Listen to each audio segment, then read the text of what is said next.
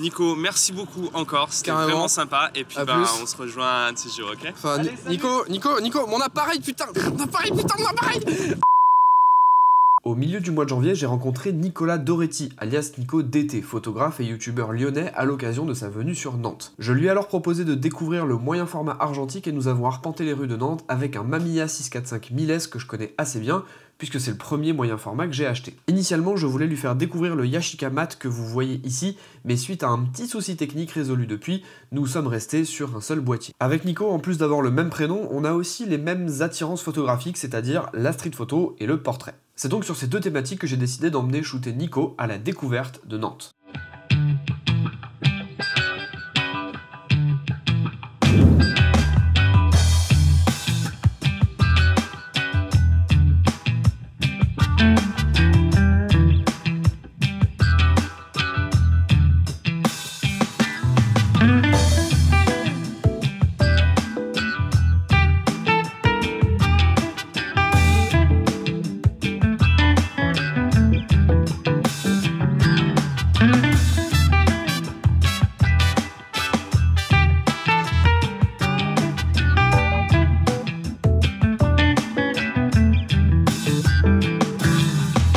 En réalité, les conditions étaient, fraîches. Bon, ok, clairement glaciales. Du coup, on se passait l'appareil à tour de rôle pour se partager les vues de la première pellicule. Nico a tenté plusieurs cadrages, mais sans pour autant toujours déclencher. Et voilà, j'ai perdu patience. Et oui, non seulement le sujet n'est pas toujours au rendez-vous, mais l'argentique, ça coûte cher et on ne joue pas du mode rafale à tout bout de champ. Seules 2 des images de la pellicule ont été réalisées par Nico au passage Pommeraye, et pour le reste, ayant plus l'habitude de mon boîtier et des sujets que j'ai photographiés à Nantes, j'ai shooté le reste. Je m'arrêterai sur 2 images qui témoignent du froid qu'il faisait et qui, je trouve, est assez bien retranscrit dans ces 2 images. La première présente des couleurs assez froides avec ces grands sapins qui prédominent l'image et qui s'associent à un brouillard qu'on devine au loin pour un rendu plutôt glacial. La deuxième, dans un autre style, est prise dans un parking à contre-jour. J'aime bien le froid et l'humidité associés aux ombres produites par le contre-jour au niveau du bâtiment et de la structure qui contrastent avec le jaune assez clinquant du bâtiment en face. On a fini la première péloche, donc qui était une Lomo 800. Est-ce que tu veux qu'on passe sur du noir et blanc, qu'on continue sur la Lomo 800 parce que j'en ai une deuxième, ou on passe sur la Portra 400? Alors moi, généralement j'ai tendance à partir toujours sur la couleur. Moi ce que je te propose c'est que si on fait de la Portra 400, on part faire du portrait d'inconnu. Après c'est est-ce qu'on a le temps, est-ce que la lumière le justifie, est-ce que tu vois c'est ça? Ouais je pense en vrai, hein, parce que là ça va, à mon avis ça va quand même se lever, je pense, je perds pas espoir. Oh putain ouais, et t'as de l'espoir. Ah je suis optimiste, ouais. 2 heures qu'on traîne dans le froid par moins 40, il n'y a pas un brin de soleil, mais non mais ça va se lever. Non mais t'inquiète pas, au bout d'un moment... Non franchement j'aurais bien fait une Portra quand même, parce que je me dis, allez pour se faire plaisir tu vois. Eh bah écoute... Allez, est-ce qu'on ouais, on va se faire plaisir sur de la Portra. Péloche, hein. Allez, on va se... Allez, c'est pour moi. Lance, Allez, c'est pour moi. Et en sachant qu'il faut s'enlever 20 minutes dans un café, un thé, parce que moi là j'ai... C'est vrai qu'il faut qu'on... C'est vrai qu'il a plus... Maintenant j'ai une petite devinette à vous proposer. Vous mettez 2 photographes dans un café alors qu'il fait froid dehors, vous leur mettez chacun un appareil photo. À votre avis, qu'est-ce qu'ils font? Bah ils finissent par se prendre en photo, hein, évidemment. C'est donc comme ça qu'a débuté la partie portrait de notre petite session nantaise.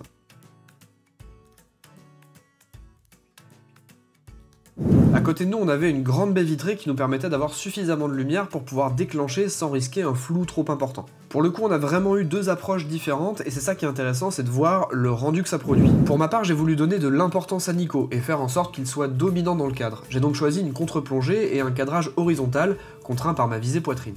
Le résultat est cool, Nico se détache bien du fond, son expression est chouette et on a un peu de contexte avec la tasse devant. Nico, lui, a carrément changé de viseur, parce que oui, c'est possible sur ce modèle de moyen format. Il a donc choisi une visée avec un prisme, comme ce qu'on retrouve sur la plupart des appareils photo réflexes. Son parti pris a été de s'éloigner un peu plus de moi et de cadrer en vertical avec une légère plongée. Perso, j'adore le résultat, car on a tout autant de contexte, si ce n'est pas plus que la photo que moi j'avais prise, la lumière est très jolie et il a réussi à capturer une chouette expression, et Dieu sait que je suis critique sur mon propre visage. Bien entendu, on ne s'est pas arrêté là, et comme je l'ai proposé un petit peu plus tôt dans la vidéo à Nico, on est allé faire des portraits d'inconnus.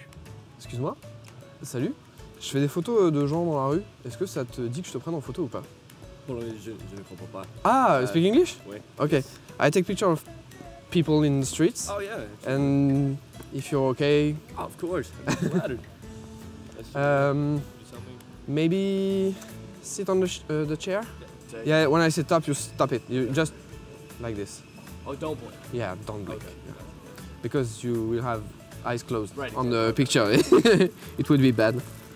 Okay, so don't move and tap. Great. Do you have an Instagram account? Ton prénom c'est Abdel Ali, moi, oui. Adèle. Je peux t'appeler Abdel? Tu peux m'appeler Abdel. C'est plus quoi. Et c'est plus simple, c'est plus Donc facile. appelle-moi Nico, c'est short. Ok, Nico. Alors le défi ça va être... Donc de faire une photo de lui, mais toi et moi. Comme ça on va voir la différence qu'il y a entre les deux, comment on a Voilà. abordé le portrait quoi. Chacun notre tour. Ok, Voilà. allez c'est parti. Est-ce que tu veux me mettre là en face de moi? Juste devant le... Ouais. Regarde moi. Allez, tu sens mal. Comme tu préfères. Tu peux rester avec ton mec. Ouais, on va faire. Ouais, franchement ça peut être un truc intéressant. tu vois. Alors tu vas pouvoir me regarder, tu peux rester vraiment droit comme ça. Et par contre, ton corps ne bouge pas. Et suis-moi avec ta tête. Voilà, très bien. Et tu regardes vraiment dans l'objectif. Ok, très bien. Voilà, parfait. Et top. Nickel. Nice. Nico, t'es passé où, Nico? T'es passé où, Nico? T'es passé où?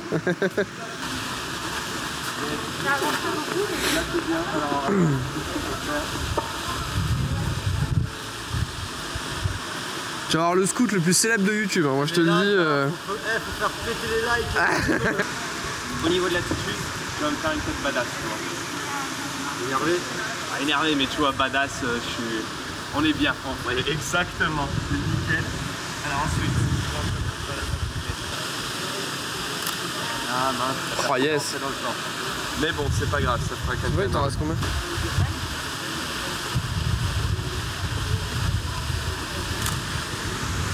Elle est nickel. Elle Alors, est j'ai nickel. compris, en fait, ce qui peut se passer avec mon focus, c'est qu'il fait tellement froid que j'ai des larmes aux yeux. Et ça coule. Je voyais flou. Et en fait, et je comprenais pas que c'était. Ouais. C'est mes yeux qui. Moi, je baille un coup, je cligne des yeux, et normalement, je récupère mon 12 sur 10 à l'œil, tu vois. Est-ce que tu penses que je pourrais prendre ce portrait avec toi? Ouais. Eh ben, allez, je vais t'embêter alors. Tu vois? Tu croyais La être bonne peinard, photo, hein? Mais non, non, Et non. voilà. Tu vas faire une petite. Elle a engagé une équipe de tournage en fait. C'est quoi, c'est pas télé? Non, c'est pas iTélé, non. Bah oui, regarde. Alors en fait on est photographe Ouais. et on a une chaîne YouTube sur laquelle on parle de photographie. Et là notre défi c'est de se balader en ville et de prendre des photos avec ce genre d'appareil. C'est un moyen format, c'est un très vieil appareil, c'est de l'argentique. Ça peut être compliqué à... Et là tu vois, c'est assez vieux. Et en plus c'est un peu quand je... C'est le...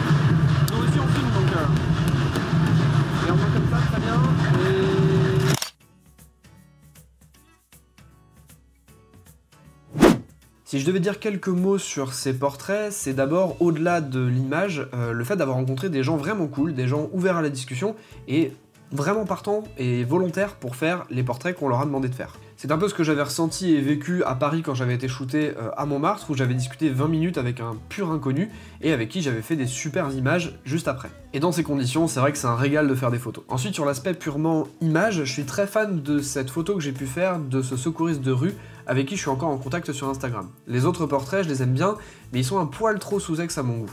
Après, forcément, le temps n'était pas au rendez-vous et la lumière n'était pas top, mais je pense que j'aurais pu peut-être faire un peu mieux. À la limite, le premier portrait urbain de cet étudiant américain fonctionne un peu mieux car l'angle de prise de vue est plus neutre et le fond est plus discret que le portrait de la personne qu'on a shooté ensemble avec Nico. Et toi, Nico, t'en penses quoi de tes images ? Bah écoute, on va pas se mentir, je vais pas les classer parmi mes plus grands chefs-d'œuvre, hein. Et c'est un peu normal parce que j'étais plus dans la découverte de l'outil que je connais pas. Si tu regardes par exemple la photo de la demoiselle que j'avais pris, je l'ai repérée à cause de la couleur très vive de son bonnet et c'est ce que je voulais mettre en avant en contrastant avec la verrière, d'où la contre-plongée. Mais entre la pression de trouver le bon focus, j'ai préféré déclencher au moment où je pensais avoir une expression correcte plutôt que de fignoler le cadrage. Les photos d'Abdel aussi c'est un vrai gâchis parce que le mec il transpirait le charisme, mais j'ai voulu intégrer un petit peu la ville, ce que j'aurais pas dû faire vu la lumière dégueulasse qu'on avait ce jour-là. Ça le met pas en valeur je trouve, même si celle-là est un petit peu mieux. Puis on a toujours ce problème de focus vu que je maîtrise pas top l'appareil.